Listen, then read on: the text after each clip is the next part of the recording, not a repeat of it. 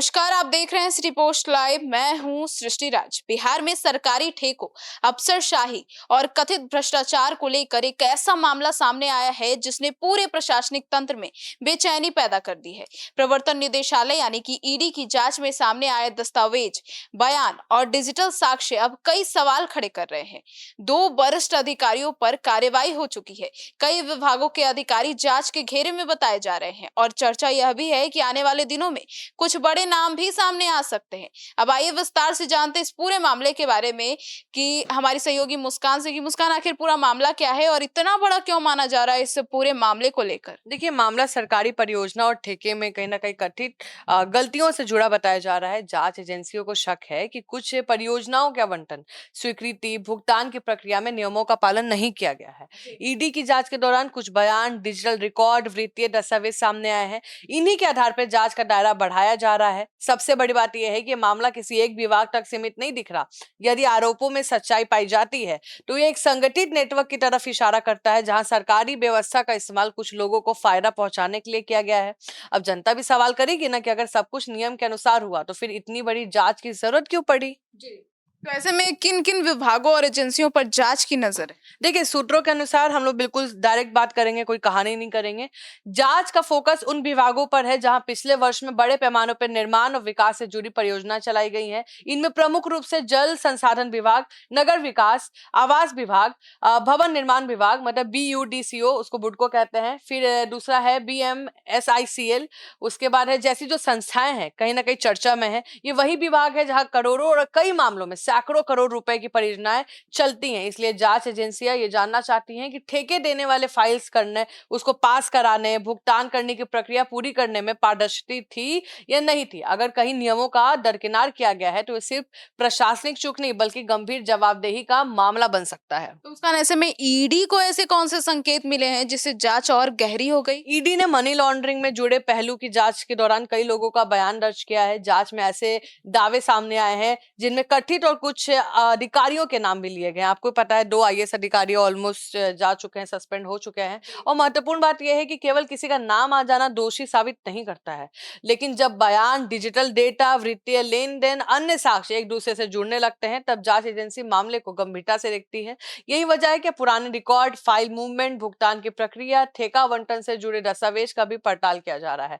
जनता जानती है और कहीं ना कहीं चाहती हुए जानना कि आखिर किन परिस्थितियों में करोड़ों रुपए के सरकारी काम मंजूर हुए हैं, किस आधार पर ठेके दिए गए हैं। आपको भी पता है कि ऋषु श्री स्पॉन्सर करते हैं, ऑस्ट्रेलिया का ट्रिप हो, यूरोप का ट्रिप हो, गार्डन 10 लाख का बनवाना हो तो कर देंगे। और फॉरेन में प्रॉपर्टीज भी दे। प्रॉपर्टीज तो सबसे भाई इससे अच्छा और क्या होगा। अभी जिसके पास प्रॉपर्टी है वो राजा है। तो अब प्रॉपर्टी अगर आपको इंडिया में तो मिल नहीं रहा है, फॉरेन में आपको प्रॉपर्टी मिल जाए तो आपका तो रिटायरमेंट के बाद फिक्स हो गया ना आराम से रहने का। तो बस जो आपका रिटायरमेंट का पैसा आता है वहां जाके आप यूज करिएगा। आपको घर तो डिशुशी बना के दे ही रहे हैं, तो इससे अच्छा क्या लाइफस्टाइल मिलेगा। मतलब 2 अधिकारियों के जो निलंबन हुए हैं उसके बाद प्रशासनिक हलकों में हलचल तेज हो अब गई। बहुत सारे अफसर सो नहीं पा रहे हैं कि कब ऋषुश्री मेरा नाम ले लेंगे, कब मेरा नाम ले लेंगे, क्योंकि वो नाम कम, जो अधिकारी हैं वो खोज रहे डेटा में। ये 10 रुपया भी ऋषुश्री किसके अकाउंट में डाल रहा है, क्योंकि ऋषुश्री भी बहुत स्मार्ट है। वो एक एक बिल रखे हैं कि कल को अधिकारी बदल जाए तो हम बिल दिखा देंगे, भाई देखिए आपको हम 10 लाख रुपया किए थे, 15 लाख रुपया किए थे। तो सारा बिल से वो तो ऋषुश्री तो मुंह ही नहीं उतना खोल पा रहे हैं। ऋषुश्री मुंह ही नहीं खोल पा रहे, जितना भी बिल है ना वो सब मुंह खोल रहा है, तब जाके धरा रहेंगे। क्योंकि ये कार्रवाई सिर्फ 2 व्यक्ति तक सीमित नहीं मानी जा रही है। जब किसी बड़े मामले में आप समझिए कि शीर्ष स्तर के अधिकारी पे कार्रवाई होती है तो उसका संदेश पूरे सिस्टम में जाता है। इससे ये संकेत मिलता है कि जांच एजेंसियां केवल छोटे कर्मचारी तक सीमित रहने वाली नहीं है। यही कारण है कि कई अधिकारी अब पुराने निर्णय, मंजूरी फाइलों को लेकर चिंतित बताए जा रहे हैं। गुस्से की बात यह है कि अगर किसी परियोजना में गड़बड़ी हुई है तो उसका असर जनता पर पड़ा है, तो उसकी कीमत आम नागरिक ने चुकाई है। सड़क खराब होता है, जनता झेलती है, अधूरी योजना का नुकसान होता है, जनता उठाती है, लेकिन लाभ किसको मिल रहा है। इसी कारण में ये जो मामला है लोगों की भावनाओं से भी जुड़ गया है और कहीं ना कहीं जनता भी बहुत इंटरेस्टेड है कि कौन कौन अधिकारी है उस पर।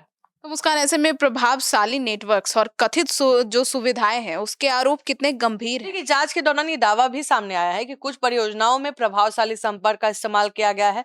कुछ आरोप ऐसे भी हैं कि अधिकारियों को कथित तौर पर महंगी यात्राएं, निजी सुविधा, अन्य लाभ उपलब्ध कराए गए हैं। हालांकि इन आरोपों की पुष्टि जांच पूरी होने के बाद ही होगी। लेकिन यदि कोई अधिकारी अपने पद का उपयोग निजी लाभ के लिए करता है तो ये केवल नियमों का उल्लंघन नहीं बल्कि सार्वजनिक विश्वास का साथ धोखा माना जाता है। यही कारण है कि जांच एजेंसियां केवल वित्तीय रिकॉर्ड ही नहीं बल्कि यात्रा विवरण है, जो डिजिटल चैट है, कॉल रिकॉर्ड्स है, अन्य इलेक्ट्रॉनिक साक्ष्य भी जांच कर रही है।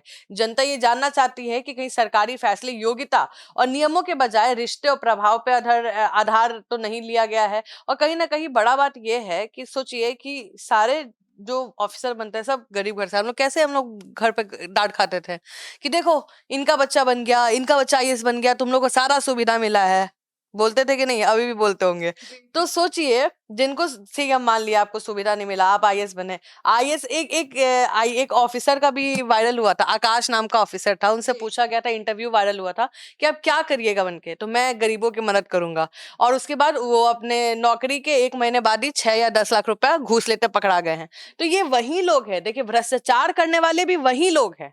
समझिए, चाहे वो ऊपर की बात हो या नीचे की बात हो, आईएएस अधिकारी अपना स्ट्रगल करते हैं, पढ़ाई करते हैं, उसके बाद ये वही काम करते हैं जिससे वो शोषित होते हैं।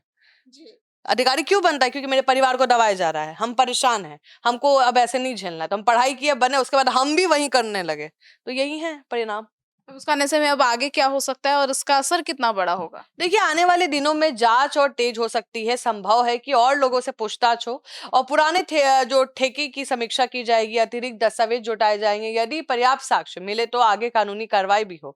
इस पूरे मामले का सबसे बड़ा और प्रशासनिक जवाबदेही पे पड़ेगा।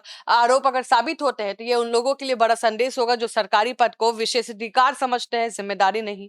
लेकिन दूसरी तरफ निष्पक्षता भी उतनी जरूरी है। किसी भी व्यक्ति को केवल आरोपों के आधार पर दोषी नहीं माना जा सकता है। अंतिम कहीं ना कहीं निष्कर्ष जांच और कानूनी प्रक्रिया के बाद ही सामने आएगा और उसमें कहीं ना कहीं कई अधिकारी अभी और नपने वाले हैं। तो सुना आपने, तो सवाल सिर्फ इतना नहीं है कि जांच किस अधिकारी पर पहुंचेगी। असली सवाल यह है कि क्या जनता के पैसे से चलने वाली योजनाओं में पारदर्शिता थी? क्या नियमों का पालन हुआ? और अगर नहीं हुआ तो जिम्मेदार कौन है? बिहार की जनता ने विकास के नाम पर सरकारों को अधिकार दिया है, किसी निजी नेटवर्क को फायदा पहुंचाने का लाइसेंस नहीं दिया है। इसीलिए अब इस मामले की निष्पक्ष, गहन और समयबद्ध तरीके से जांच बेहद जरूरी है। अब निगाहें जांच एजेंसियों की अगली कार्यवाही पर है। क्या जो और भी बड़े नाम सामने आएंगे और क्या पुराने ठेकों की परतें खुलेगी और क्या जनता को उन सवालों के जवाब मिलेंगे जिसका इंतजार बरसों से है। अब देखना होगा कि किस तरीके से कार्यवाही करती है और क्या कुछ खुलासे होते हैं। फिलहाल अब दोषियों पर सख्त से सख्त कार्यवाही की ही मांग कर सकते हैं। आपकी क्या राय है, जरूर बताइएगा। धन्यवाद।